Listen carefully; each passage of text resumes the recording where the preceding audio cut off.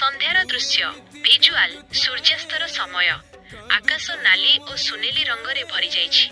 सूर्य धीरे धीरे समुद्र भितरे लुचि जाउछि। आकाशरे पक्षी माने निज बसाकू फेरुछंती। चारिआडे एक शांत परिवेश।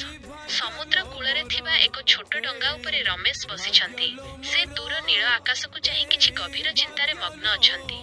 तांको मनरे किछि अकुहा कथा थिला परी मने हेउछि। सीता धीरे धीरे रमेशंक आडकू चाली आसुछंती।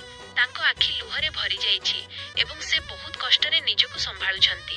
रमेश हठात सीतांकू देखि चकित होई जाउछंती। सीता मध्य अटकी जाउछंती। दुहे किछि समय पई परस्परकू नीरव भावे चाहि रहुछंती। एही नीरवता अनेक किछि कहि जाउछि। सीता आउ निजकू रोकी पारु नाहांती। से दौड़ी जाई रमेशंकू आलिंगन करुछंती। दुहिंक आखिरु लुह धार धार होई बोहि जाउछि। शांत स्वररे मु तुमकू केबे भी भूली पारिनी।